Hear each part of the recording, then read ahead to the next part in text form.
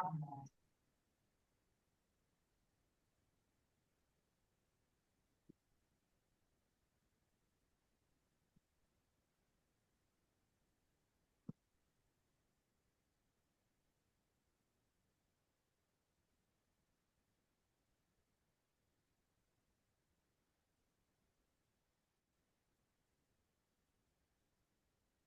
morning, everyone. Oops, we have an echo.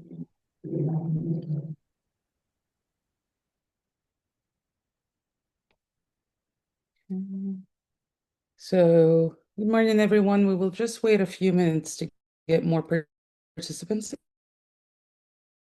in.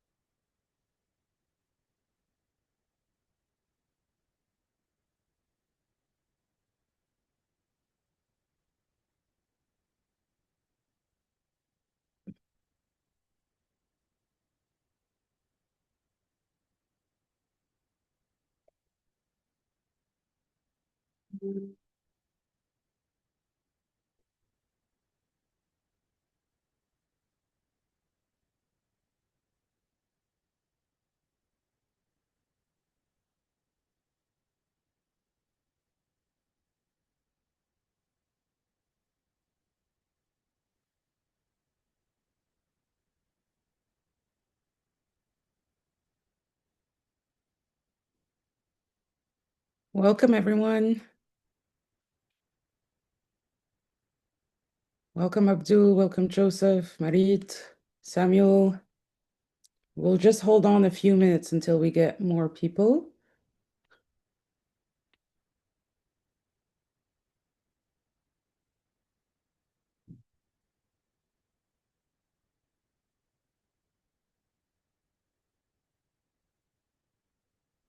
Please feel free to introduce yourself in the chat. Let us know where you're coming from, where you're joining us from, and what organization you belong to.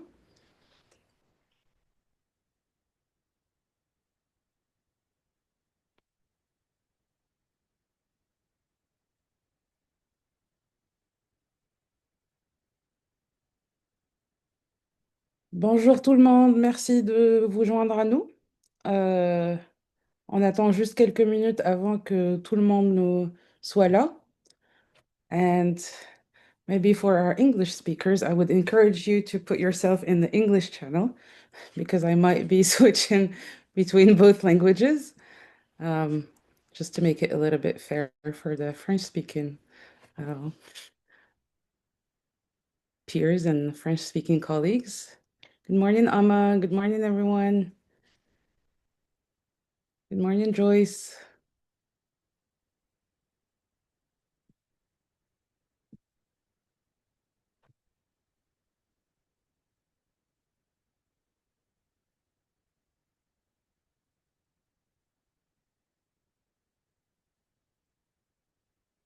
All right, I see we have more and more people in.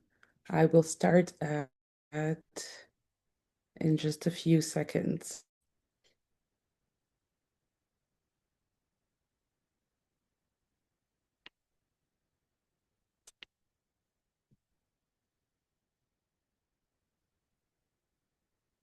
All right, welcome everyone. Welcome to our webinar series.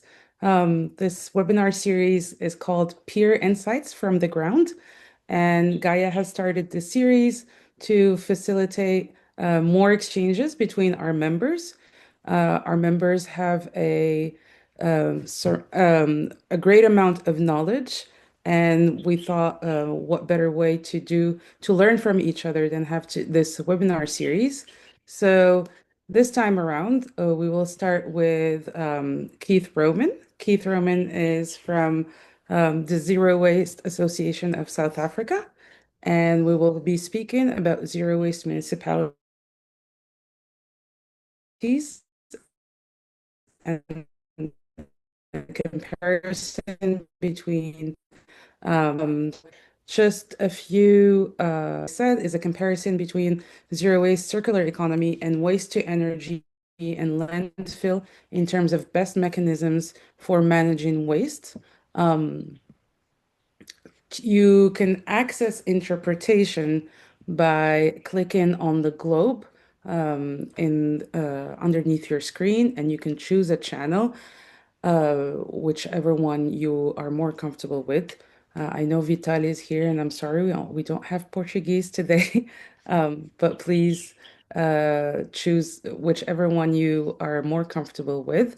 And I would encourage our English speakers to also put themselves in the English channel in case we have any um, interventions in French. And actually, I will speak in French right at the next slide. Bonjour tout le monde. Merci d'être parmi nous. Euh, nous commençons notre série qui prend le terrain dans le domaine de l'association Zéro Déchet de l'Afrique du Sud.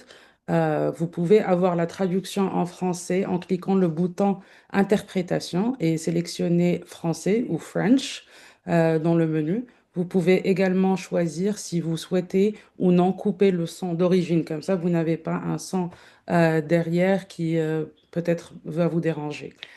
Voilà. Um, just a few reminders for the session. Please make sure that we see your full name displayed on the Zoom account during the event so we can recognize you. Sometimes we get some disruptions. Keep your microphone muted. Um, and sorry, I just have yes, I'm speaking.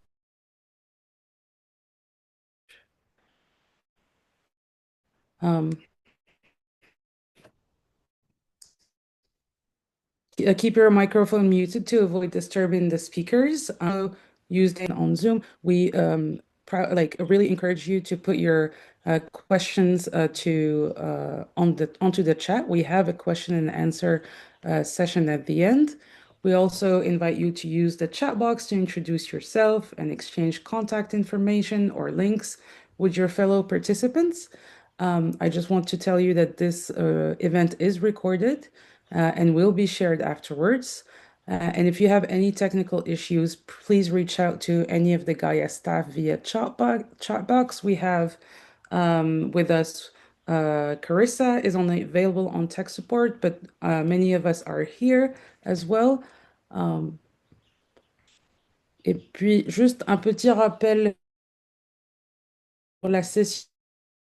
Alors, veuillez vous assurer que votre nom complet est affiché sur votre compte Zoom pendant l'événement, comme ça, parce que des fois, on n'arrive pas à vous reconnaître, ou des fois, on a des gens qui viennent pour semer un peu la zizanie dans nos webinars. Gardez votre microphone coupé, s'il vous plaît, pour éviter de déranger les intervenants. Vous pouvez utiliser la fonction aussi Q&A, questions et réponses sur Zoom, que l'on trouve généralement en bas de l'écran, ou là où se trouvent vos commandes Zoom. Les intervenants, enfin, Monsieur Kit répondra aux questions pendant la session questions-réponses. Et si vous ne trouvez pas cette fonction, vous pouvez bien sûr mettre vos questions sur le chat. Euh, Nous vous invitons également à utiliser la boîte de discussion ou la chat box pour vous présenter et échanger vos coordonnées ou liens avec les collègues et participants. Cet événement est enregistré et sera diffusé par la suite sur notre chaîne YouTube. Oups, pardon. Et si vous rencontrez un problème technique, veuillez contacter l'un des membres du personnel de GAIA via la boîte de discussion. Carissa est disponible sur le support technique, mais pas mal de nos collègues sont là aussi, si jamais. Alors, okay. So for today, I will be your facilitator as well as my colleague Wemi Okoche. And for today, our speaker is Keith Roman. He's CEO of Zero Waste Association of South Africa. We have the pleasure and the honor of him opening this series of webinars called Peers Insights from the Ground and Peer Insights from the Ground. And I think I will give you the floor, Keith, if you'd like to share your screen and start your presentation.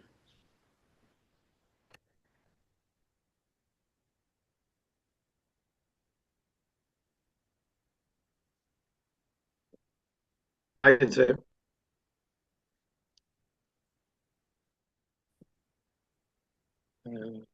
Okay.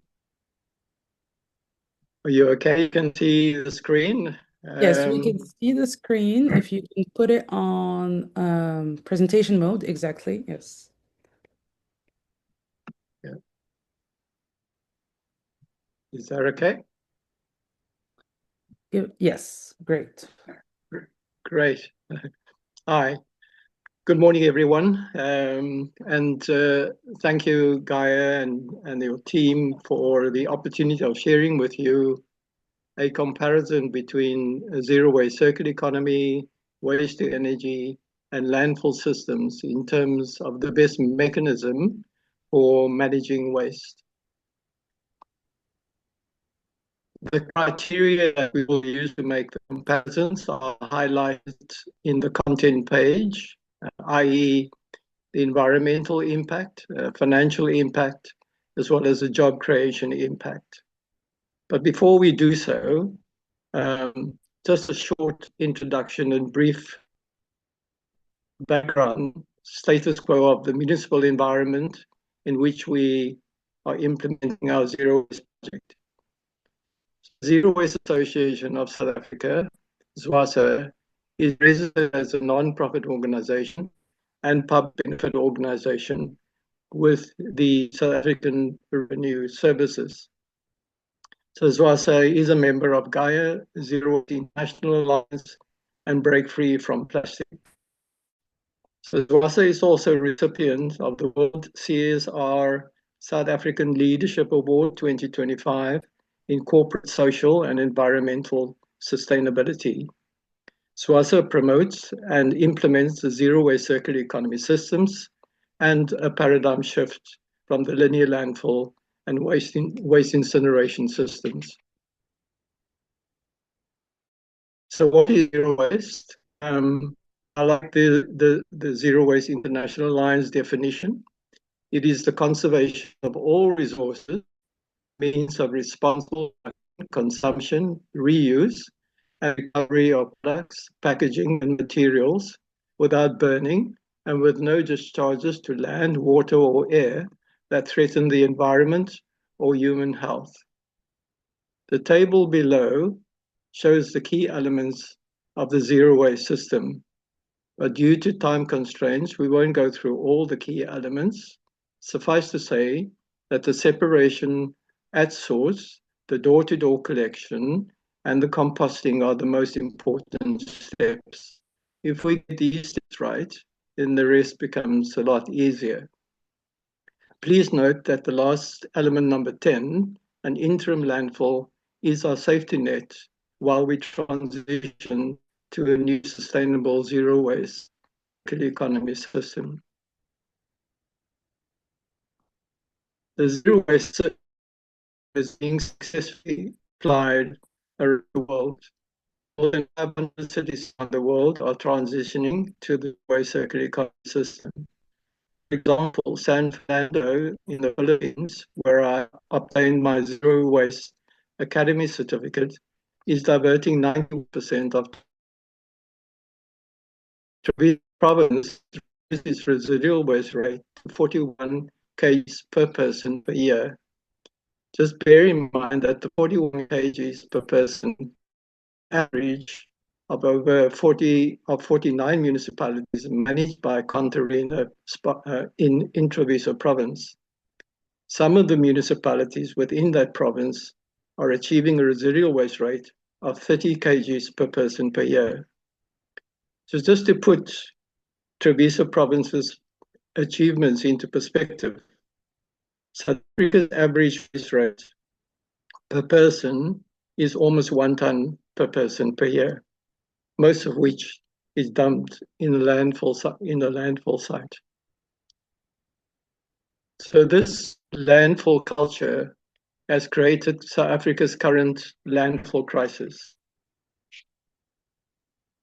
In order to address that crisis, the Department of Environmental requires that all municipalities divert 100% of the organic waste from landfills by 2027. The red dots in the map indicates all those landfills which have less than 3 years of airspace remaining. That in itself is indicative of the fact that landfills are not sustainable.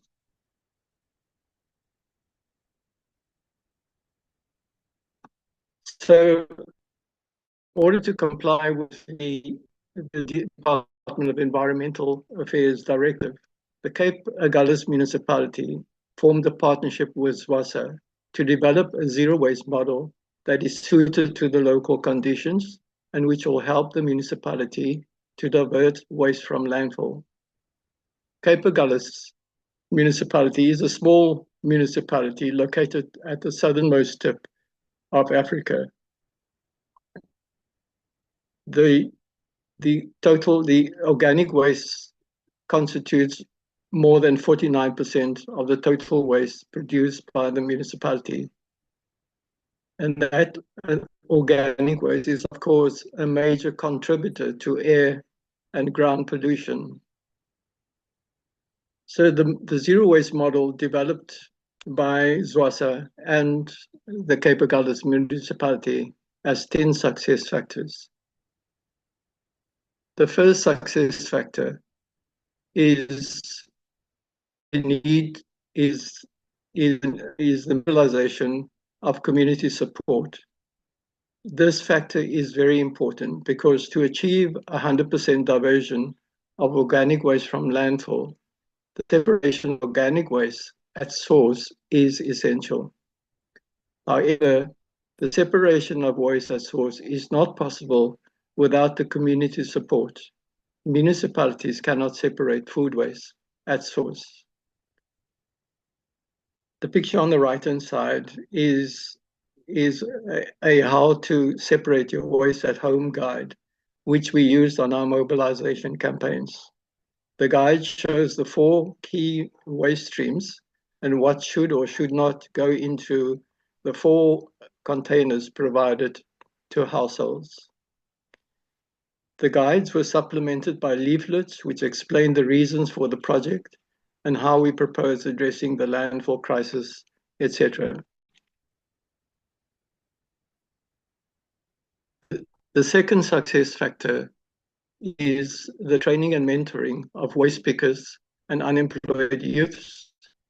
We sent about 20 waste pickers onto an organic composting and organic vegetable farming training course. Here are just a few pictures of the training course. The third success factor is the separation of waste at source. Here are a few pictures taken of the separation of organic waste at source in Zwelitsche town, a low-income household town in Cape Agulhas municipality. Achieving a separation of organic waste in a low-income household area is generally more difficult because of the lower household capacities compared to the middle and high-income households. Please notice on the right-hand side of the screen, the top right-hand side, we use wheelbarrows for the door-to-door separate collections. We have since supplemented those wheelbarrows with non-motorized vehicles, similar to the ones that are used in the Philippines. However, we have introduced e-cargo bikes and e-trailers for the separate collection at source. These the e-cargo bikes and e-trailers are 100% made locally. They are obviously environmentally friendly, a lot more than the waste compactor trucks used generally by most municipalities. And the trailers are also ideal for the narrow streets and lanes in Zulicha, and and Zulicha is located close to the composting facility. The fifth success factor is the decentralized facilities located close to where the waste is generated. So here is a layout plan of the material recovery facility located close to Zweletje town. The plan shows the organic composting area, a facility, as well as the organic vegetable farm facility. You might well ask, why do we have organic vegetable farm as part of the system? It is because it adds value to the compost. So instead of marketing and selling compost, it is easier to market and sell organic vegetables, especially to the local communities. We provide a special discount to all participating households, a lot cheaper than they can find elsewhere. The decentralized facilities are complemented by community composting as well as home composting facilities. Here are just a few pictures of the various types of home composting facilities used by households. The decentralized facilities reduces transport costs significantly. So bearing in mind the fact that organic waste constitutes about 50% of total waste, instead of carting that organic waste all the way to a landfill site, which is more than 2 hours drive away from, say, for example, Strathspey at the bottom of the screen, the compost can be handled where the organic waste can be handled where it is generated through composting and vegetable farming. So, and also the recyclables can be collected every alternate week instead of every week if it is not contaminated with food waste, thereby saving more transport costs.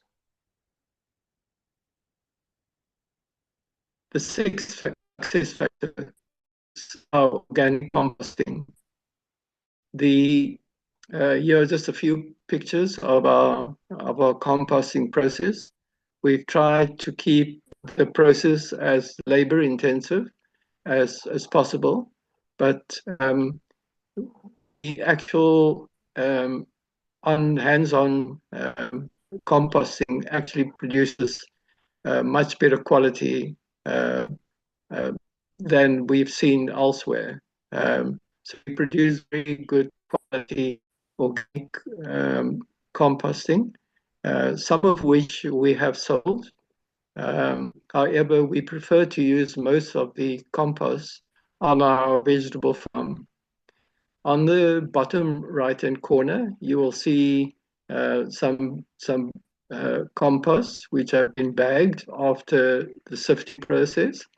And that is another reason why we prefer to rather use our compost on the vegetable farm.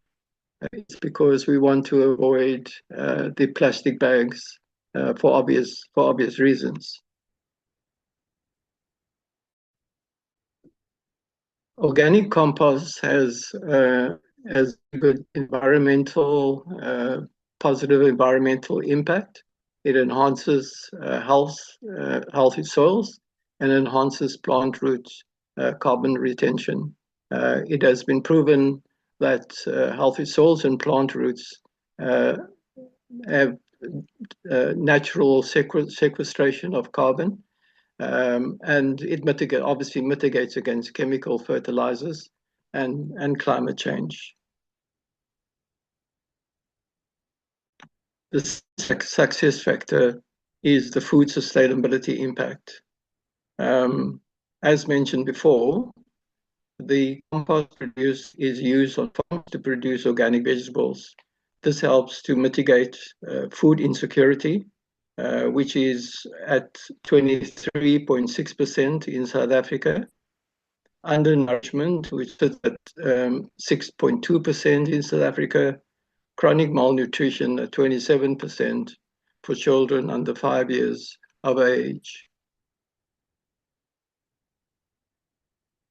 The eighth success factor is the environmental impact.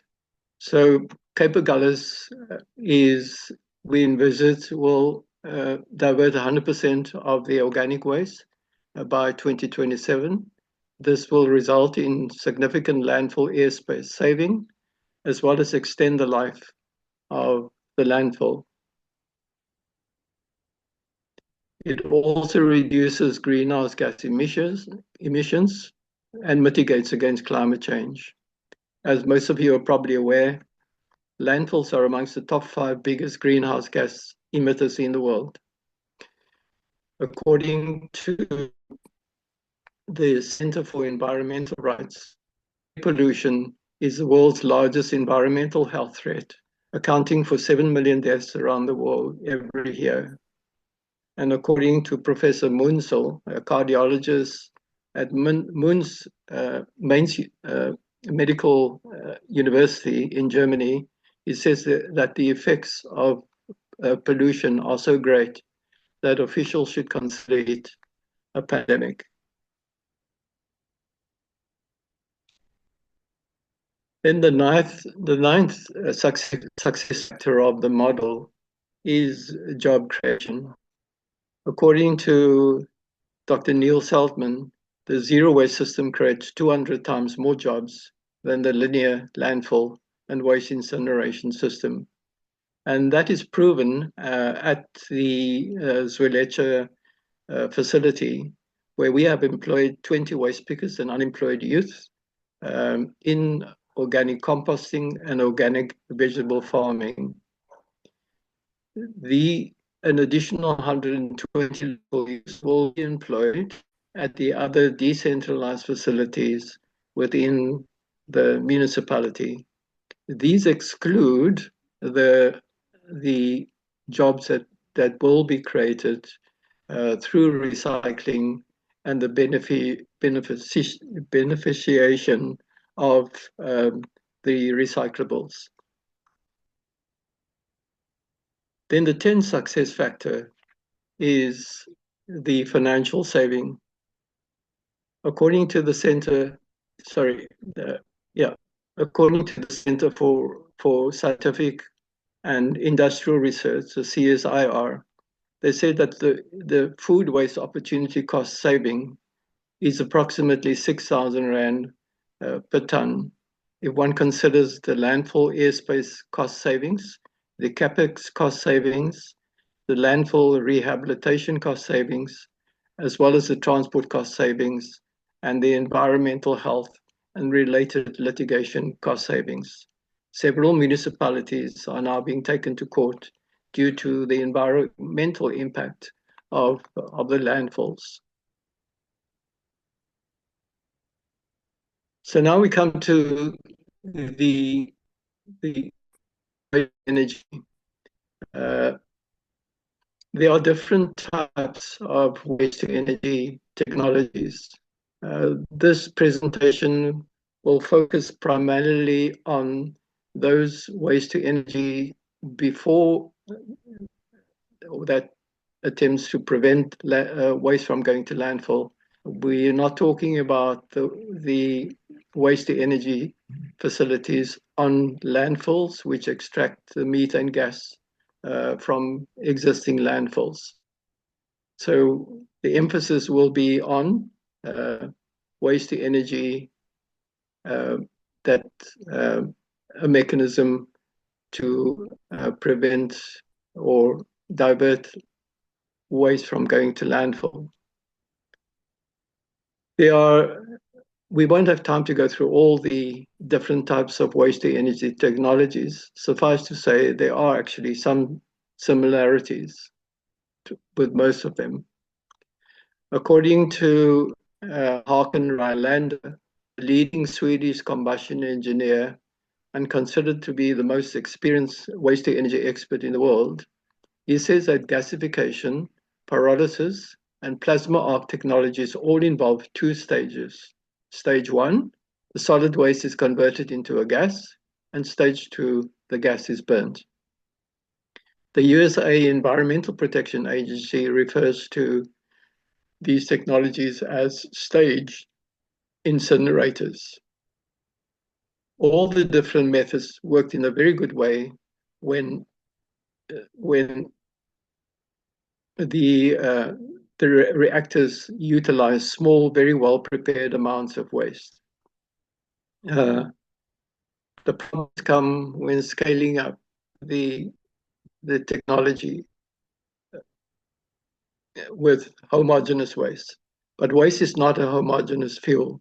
The technology is not applicable with mixed waste.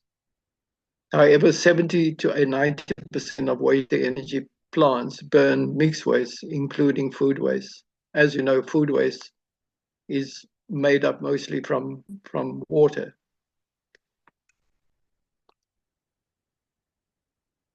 It is a waste of energy to burn organic waste. A lot of time and energy is required to farm and produce waste. Then to burn it thereafter is a waste of energy. Food waste is made up of 70 to 90% water. Garden waste is made up of 70% water. The organic waste should rather be used to produce organic compost, which promotes healthy soils and food sustainability, etc. It is a waste of energy to plastic, paper, and cardboard, when it could be reused to produce new products and new jobs. On the bottom right-hand corner, you'll see display shelves and cabinets made from recycled cardboard and paper by an organization called Barrows, which started as a small business in KZN. They now have offices in London, New York, and Paris, exporting these display shelves and promotion cabinets all over the world to pharmaceutical companies.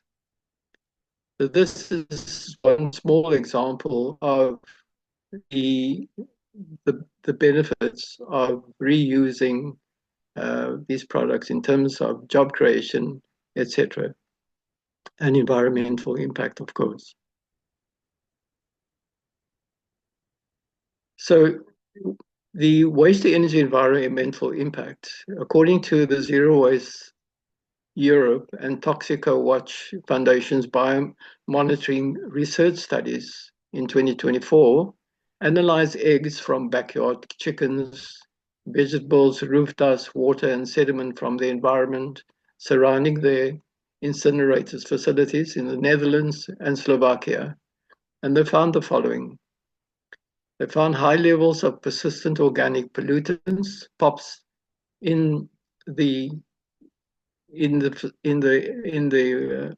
environment surrounding the waste incinerator facilities. POPs has significant health impact on pregnancies and infants, and the fetus are particularly susceptible to POPs. As a result of this groundbreaking research, the French Parliament is considering a moratorium on waste incineration. In terms of the waste to energy financial impact, Dr. Neil Seltman, the author of the US Recycling Movement, says, while environmental concerns usually wake people up, the economic and financial issues are paramount. Incinerators don't make financial sense when other approaches are cheaper. Cities cannot afford the cost of building waste to energy plants, which typically cost $650 million per plant. With 20 years of bond payments, this would amount to more than $1.3 billion plus operating costs. Waste energy systems are the most expensive way to produce electricity. It is also the most expensive way to manage waste. It is 3 times the cost of landfills and up to 5 times the cost of recycling and composting. It demands approximately 300,000 tons per year of flammable waste to remain solvent. These demands create a lock-in effect, which delays waste minimization practices. Several municipalities around the world have struggled to maintain waste incinerators due to high operational costs, stricter environmental regulations, or declining waste volumes. Here are just a few examples. In the USA, in Michigan, incinerators were closed in 2019 due to high costs, and in several other USA municipalities. In fact, there have been no new waste incinerators built in the USA since 1997. And the same applies in Italy, in Portugal, in the UK, and Canada, where waste incinerators have been closed due to high operating costs, but also due to other environmental concerns. Waste to energy job creation. What is the impact of waste energy on jobs?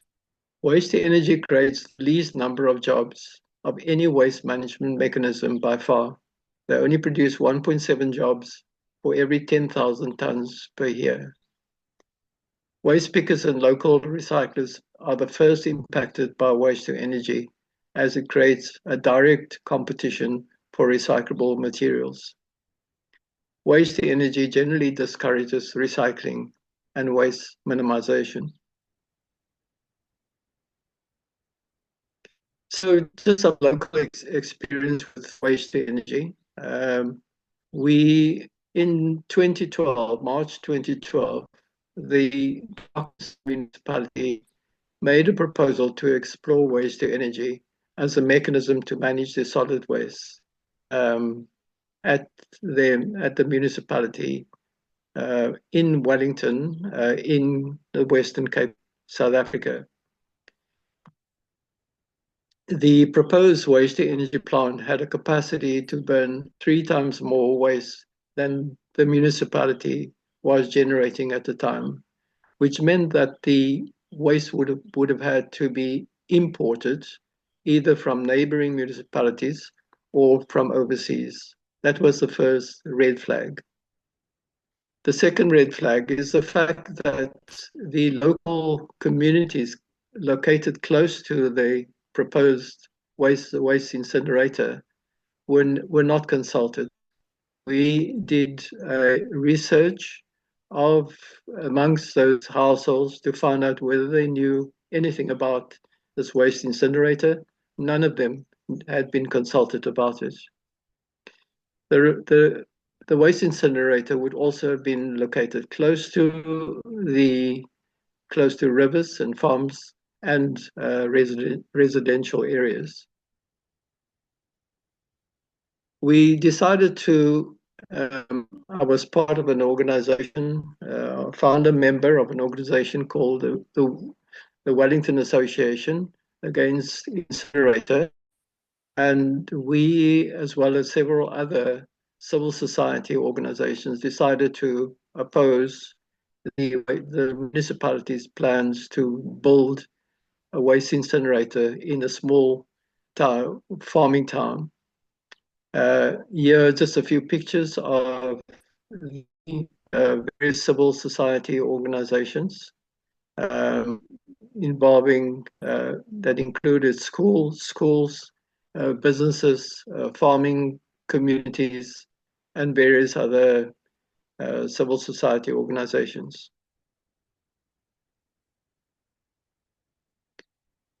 We we decided to take legal action against the municipality, and our strategy was to target the various legislative violations. Here's um, a sample of all the relevant legislative violations. They all placed in a chronological order from top to bottom. Um, and the key ones, where the most violations occurred, are highlighted in yellow. But the most obvious violations were the following. The municipality signed binding MOA with a service provider before a municipal Section 78 assessment was undertaken. In terms of South African legislation, a municipal Section 78 assessment is compulsory whenever a municipality decides to change a municipal service significantly, or to provide an alternative service delivery mechanism. The MOA signed in 2012 also indicated in a clause which states that the municipality will not embark on any reduction programs that will reduce the waste volumes delivered to the waste incinerator facility. In effect, what they're saying is that they will stop any recycling companies operating at the municipality to ensure that the waste incinerator was not deprived of any waste, which was essential for its sustainability. The Western Cape provincial government acknowledged that the municipality was not complying with the relevant legislation, but instead of recommending that the incinerator project be terminated, the Western Cape provincial government recommended that the municipality seeks condonation from National Treasury. We opposed the process, and we wrote several letters to National Treasury because we felt that the provincial government and the municipality were providing a one-sided answer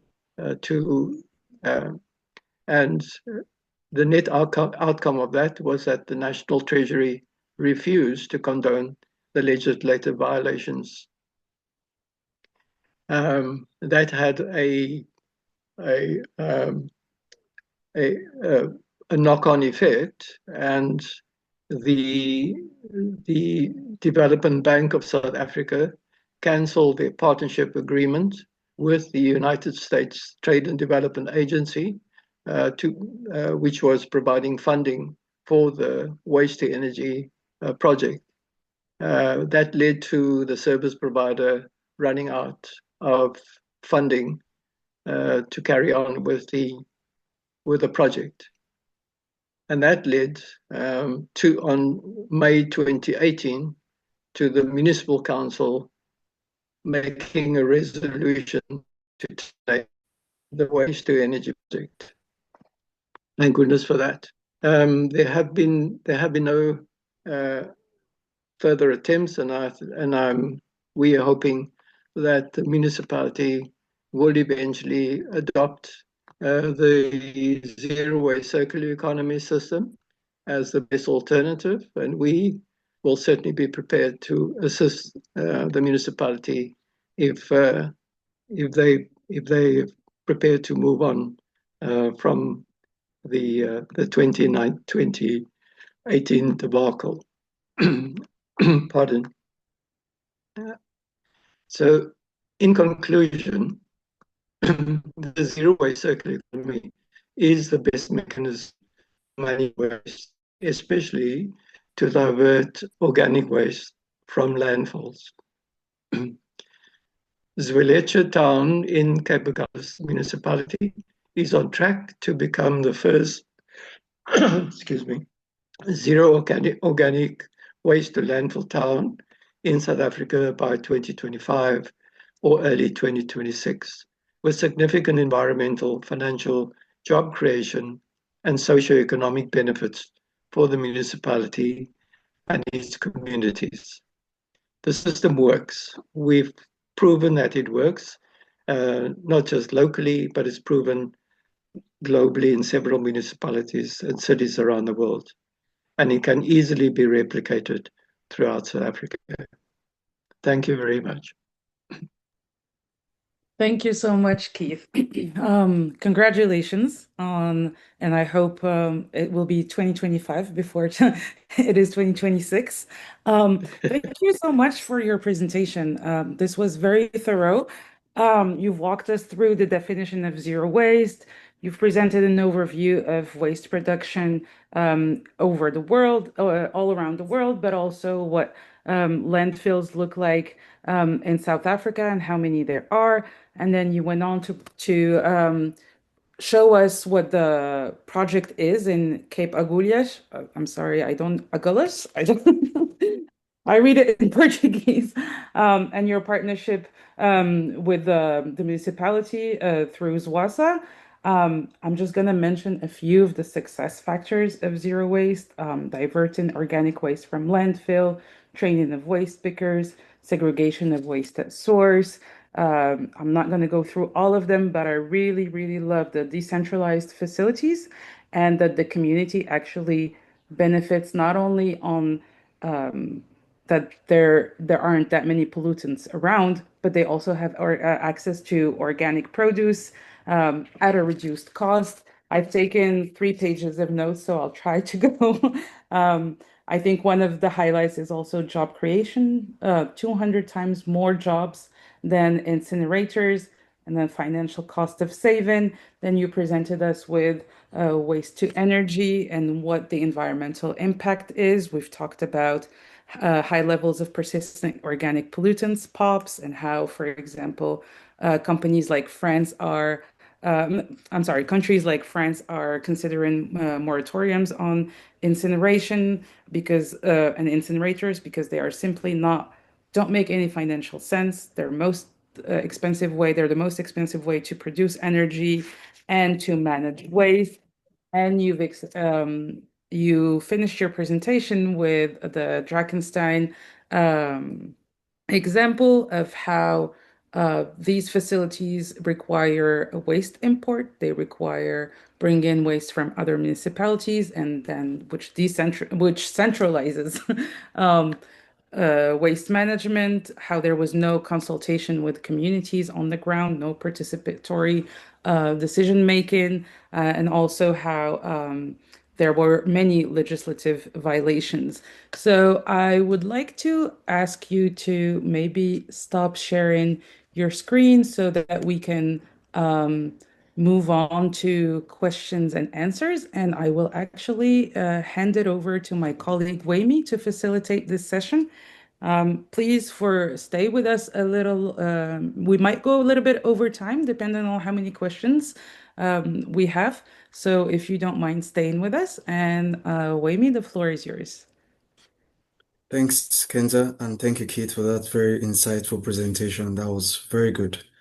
We just have a Thank you. question, and I would like to encourage everyone to please ask your questions on the chat, or if you want, probably raise up your hands to ask a question. But the first one we have is, what are those gases emitted from waste to energy incinerators? To be exact, the ones from like waste. Yeah, there's a question on the chat. What are the gases emitted from waste to energy incinerators?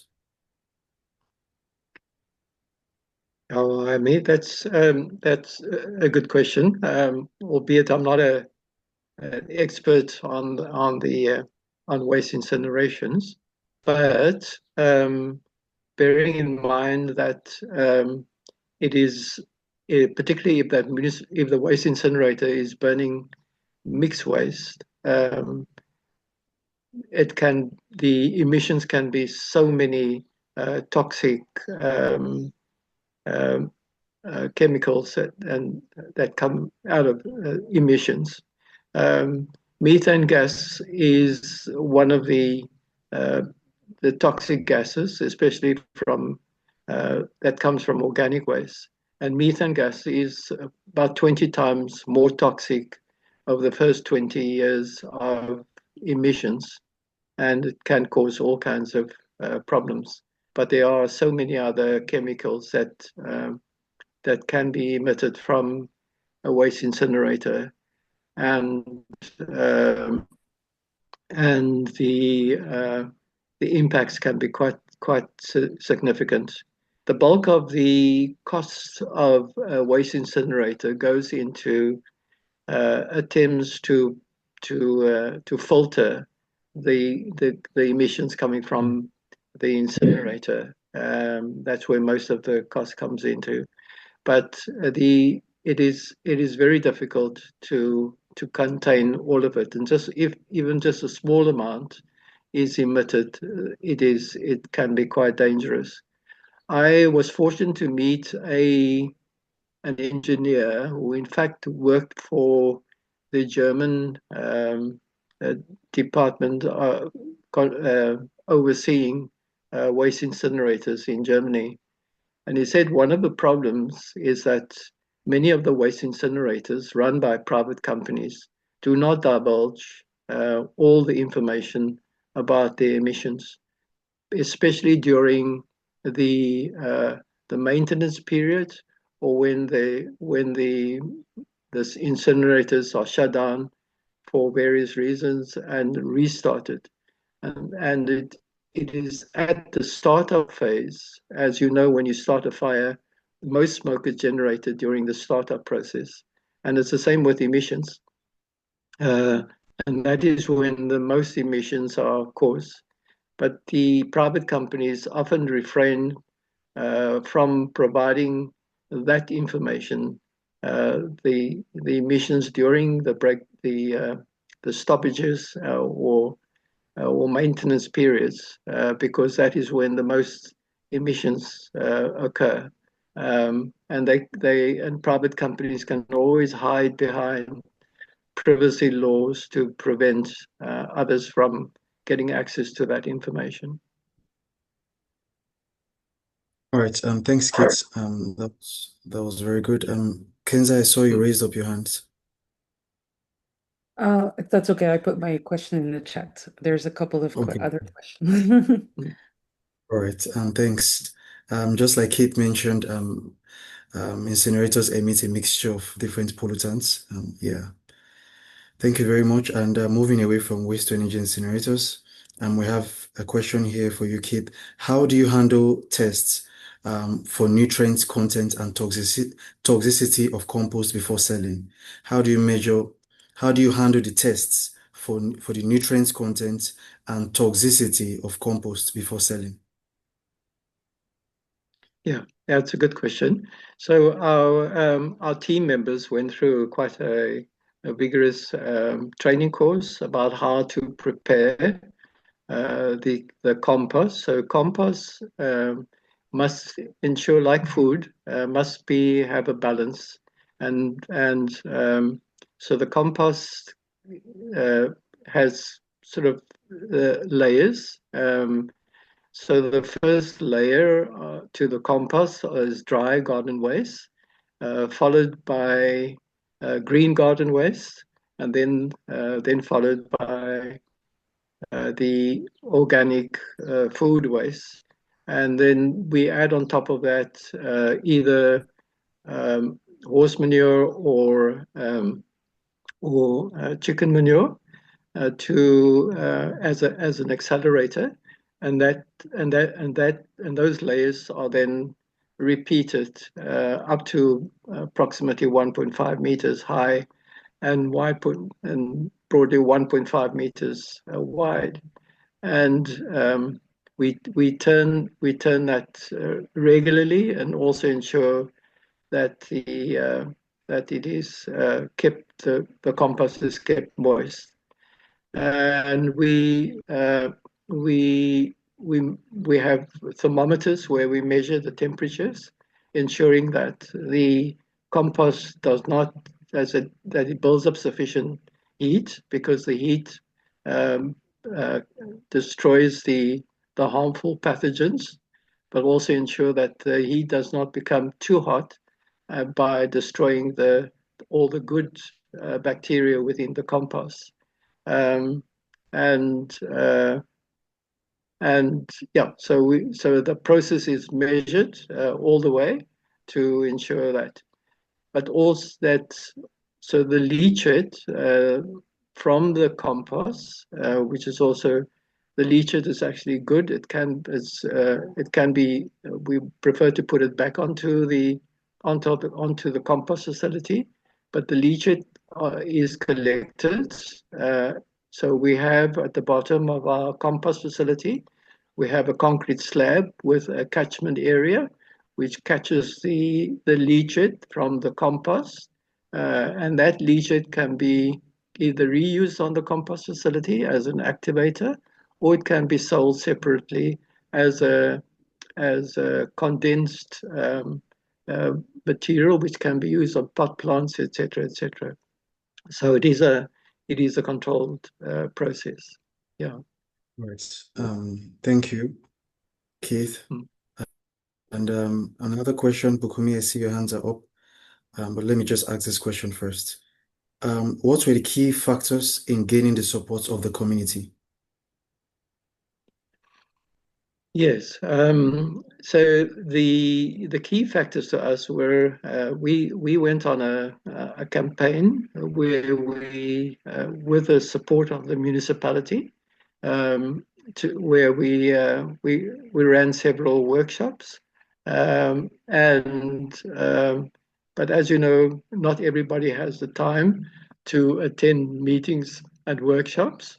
Um, but we engaged the municipality through those workshops. But for those that didn't attend the workshops, we approached them door to door, house to house, just to explain the reasons why we are doing that, and the impact that that would have on the landfill, but also the environment. Um, what waste is low on the list of priorities for the majority of people. There are so many other issues, particularly in South Africa, that are much more important. And most people, after they put their waste out on the curb, in the wheelie bin or the bags for waste collection, it's out of mind, out of sight, and people don't worry about what happens to that waste afterwards. And very few people have actually been to a landfill site. But once people understand the reasons why we are doing it, we found that the change to be very, very easy. We were actually surprised at the extent of support that we received. And we were also surprised at how many households were already composting, doing home composting, or trying to recycle and separate their waste the waste at source. Um, and many of these initiatives were taken without any support from the municipality. And I think once people receive just a little bit of support uh, to make it a little bit easier for them to collect and separate their waste at source, it becomes a lot easier. So I would say that the convenience factor is very important for most households, given most households have busy time, they don't have time for separation, etc. So by making the separation at source convenient for households is a big factor, and I think that helps with the process as well. But so awareness, education, and awareness, and making it convenient, I would say, are the key issues that makes our project successful. Thanks, Keith. Bukumi, you want me to ask a question? All right, thank you so much. Thank you for the powerful insights that have been shared so far. Really appreciate. My name is Bukumi from CFU.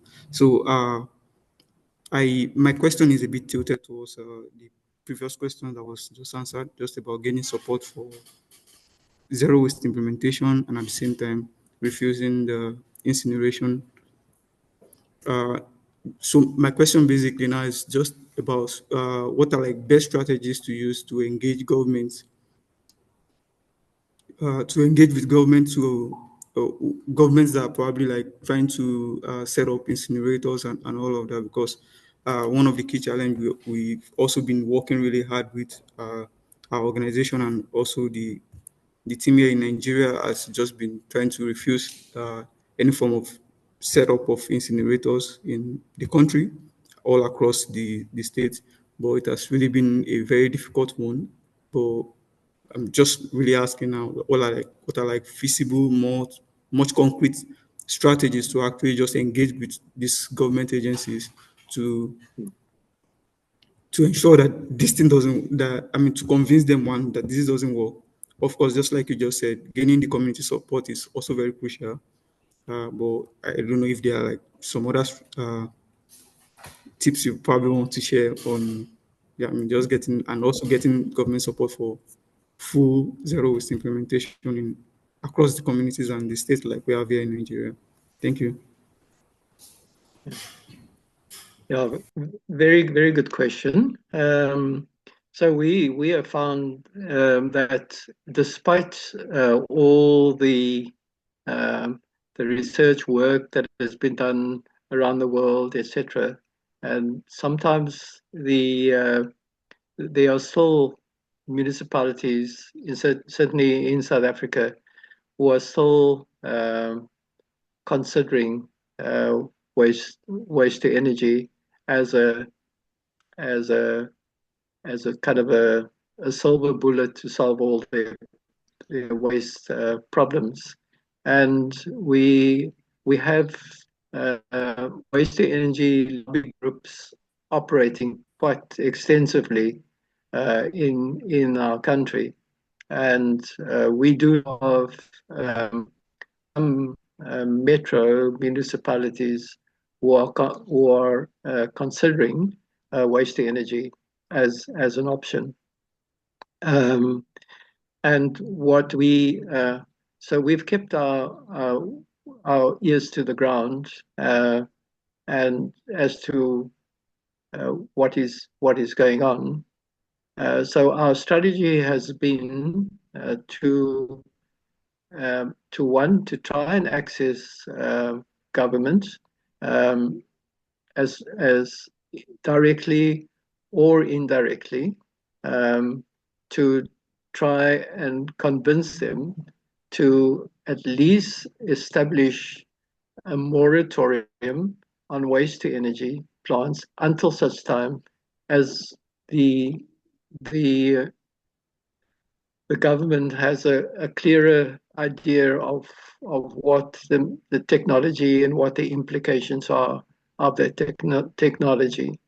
So we have in I know of certainly other countries have placed a moratorium on waste to energy, but we have not done so yet.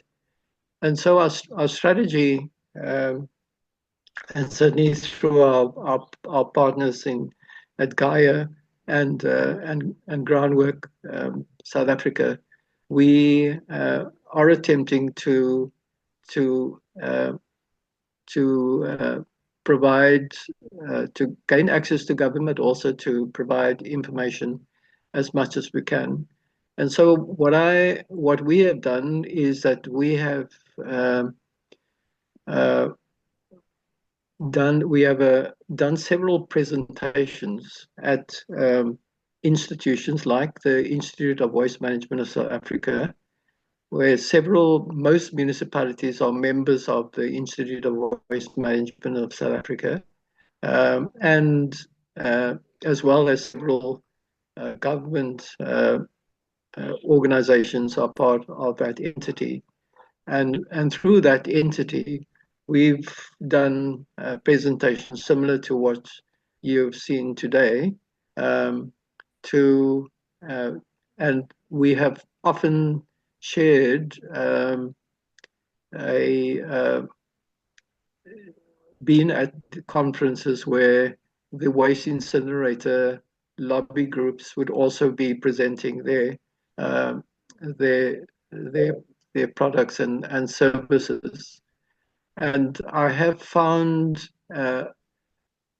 over the years a significant change in in uh, in understanding uh, and approaches from delegates attending these sessions. And I've seen how in the Institute of Waste Management of South Africa have increasingly uh, invited zero waste organizations to present at their conferences. Unlike before, where we found a great deal of presentations on landfills um, and or related to landfills as a means of managing waste. Um, but we and from our experience at Drakensberg municipality, we also believe in the importance of mobilizing community support and but and we gathered significant community support, and we have no doubt that the reason for the municipality's decision to change their decision to go ahead with the zero waste the waste to energy project was because of the pressure from the community, but there's a limit to protests. We find that officials, many of the decisions to go ahead with waste to energy are often taken behind closed doors and without proper community consultations. And many of the officials, unfortunately, are sort of uh, convinced, sort of with under the table deals with waste to energy uh, lobby groups who are supported by large international financial institutions. And so there is a limit to how to protests. There does come a time when one has to take appropriate legal action or other stronger action. Um, but we but certainly education and awareness is very important, and we that is where we're putting a lot of our emphasis now, is trying to get the message out to both at both ground level, to get out in the media as much as possible, to make the community aware, but also government officials aware. And so so yeah, so it's important that we do try and reach out to different levels of the the communities, both at ground level and at government levels. Yeah. Thanks, Keith. And thanks for that question. I don't know about you, but I think this has been a very good meeting. But I just have a few more questions before we call it at the end of this meeting. So our next question is, could you walk us through how you were able to convince the Cape Agulhas to go for a zero waste and the early stages of the project? Yeah, yeah. So Cape Agulhas municipality, in fact, we were fortunate that a colleague of ours was busy doing a project at the Cape Agulhas municipality, and at a conference meeting, we were invited to participate in that meeting, and through that meeting, we informed the the relevant municipal executive management team about the project and how the project could benefit them. And so the Cape Agulhas municipality was rated one of the top, the second best governed municipality in South Africa. And so it was an ideal place to start a project, because any project is only as successful as the drivers and the governance behind the project. So leadership is critical for the success of any project, and it was just an opportune time for us to partner with a municipality, because we felt that a partnership with the municipality was essential for us to achieve systemic change across the municipality. South Africa's constitution and relevant legislation gives delegated authority for municipalities to manage waste at the municipal level or local level. So they virtually have monopoly power over the management of waste. So you and I, as private entities, can't come in and start collecting waste, etc. One would need the approval from that municipality in order to effect any changes or manage waste. And so our, our our strategy is to partner with municipalities, and the project is, and we utilizing the success with the Cape Agulhas municipality to encourage other municipalities to join. And we have been approached now by several municipalities interested in joining.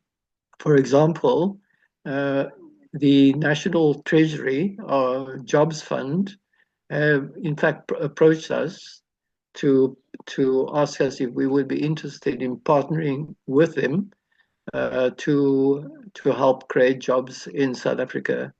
And they heard about our project, and they felt that this is an ideal project to create jobs in South Africa. And so we have now there are now 2 additional municipalities prepared and interested in partnering with us, and will be supported by the National Treasury Jobs Fund. So I feel it's just a question of time before we get the other municipalities on board, because given the crisis, the landfill crisis in South Africa, municipalities are forced to change. That has been one of the problems in South Africa, is the lack of, because of the previous landfill culture, and also the lack of internal drivers within municipalities to change. Most municipalities officials are just virtually waiting, but they don't have the capacity to effect in change. One is because they don't have the capacity, financial capacity. Waste management constitutes approximately 10 to 15% of the total utility services budget. So solid waste is like the black sheep of the family, and they get the smallest budget compared to electricity and water and sanitation, etc. So most municipalities there are underfunded, and they don't have the overall capacities to manage waste effectively. So they need to partner with an external service provider. And this is what we found not just in South Africa, but over in many countries around the world. So, for example, in Treviso province, um, the waste management is handled by an organization called Contarina. They started off also as a small company managing a few municipalities, but then later municipalities approached them to buy in. To the extent now there are 49 municipalities who have started up what I call a municipal entity, where the municipalities own a majority share in that, and they have a controlling share over that entity. And then Contarina is like a service provider providing a service to those 49 municipalities. It's the same thing in the Philippines, where Mother Earth Foundation are providing that extra capacity to municipalities to manage waste. So yeah, so we were fortunate that the municipality had a need, and so we established a very good mutually beneficial partnership. We, in fact, we are saving the municipality approximately 20 million rand per annum. So the municipality can utilize that saving to offset the land that they're providing to us free of charge. They're also providing water and basic infrastructure free of charge to the entity that we to us for the composting as well as the organic farming process. So that makes both makes us the project financially sustainable because we are then able to yeah, it's a financially mutually beneficial relationship, and that is how it should be. All right. Thank you so much. I think we still have more questions, but I'll go with one last question before we end. We'll leave this session. But once again, thank you so much, Keith. What can you say about the market value of your compost in relation to its production costs? Like, is it a profitable venture? Yeah, And then very finally, good. so the first part is it a profitable venture? And then the second part is, additionally, what is the current level of demand of this compost? And to what extent is it being accepted and utilized by municipalities? Thank you. Yeah, good question. So organic compost there is a big demand for good quality organic compost. We intend to eventually start a vermicomposting process as well. And vermicomposting, the quality of vermicomposted compost is also much higher and can also be sold at a higher price. However, we're not yet in a position where we can compete with the big compost facilities who have economy of scale benefits. So, but also in our case, our financial model indicates that the composting process is financially sustainable. Because we are provided land free of charge by the municipality, as well as water, as well as basic infrastructure. We have security fencing around the property. We have storerooms, etc., which are all provided by the municipality. So given the 20 million rand that we save the municipality is in a position to make this land and water and basic infrastructure available to us. So if one considers any business, if you get your land free, your water free, basic infrastructure like security fencing, it makes that entity a lot more financially sustainable. So I've no doubt that our model is financially sustainable, but as I mentioned, we found that we prefer to add more value to that compost by using it on our own organic vegetable farm. And rather than sell compost and compete with other composting companies, it is much easier to sell vegetables because there is a big demand for vegetables in the area, and there is also a big demand for organic vegetables as people become a lot more aware of health issues, etc., and prefer organic vegetables as uh, to chemical processed vegetables. So, yeah. All right. Thanks, Keith. Yeah. That's such an interesting and insightful conversation. I feel tempted to ask if you're also trying black soldier fly farming. Sorry, can you facilitate as well?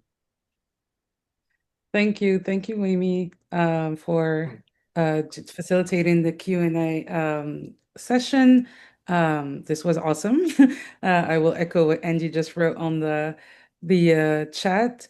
Thank you, everyone, for coming and joining us. Thank you so much, Keith, for sharing with us your experience, your knowledge. I hope this was fruitful for everyone. We actually didn't lose that many people, even if we went over time. So that's an indicator for me that this was very interesting to everyone. Um, so yes, thank you again for inaugurating our webinar series called Peer Insights from the Ground. Please stay on the lookout for more of these, where more of our members will come and share their experiences and exchange their knowledge with you. And I have put my contact on the chat. So if you are a member, if you are one of our members and would like to also participate in this webinar series, please let me know or reach out to me. And Keith, thank you very much. I've learned a lot. And to everyone, I will tell you goodbye. I hope this was very fruitful for you as well. And yes, this will be the end of our session today. Thank you so much. Thank you. Thanks, everyone. Thanks, everyone. Bye. Thank you, Kenza. Thank you, Amy. Bye. Bye, guys. Thank you so much.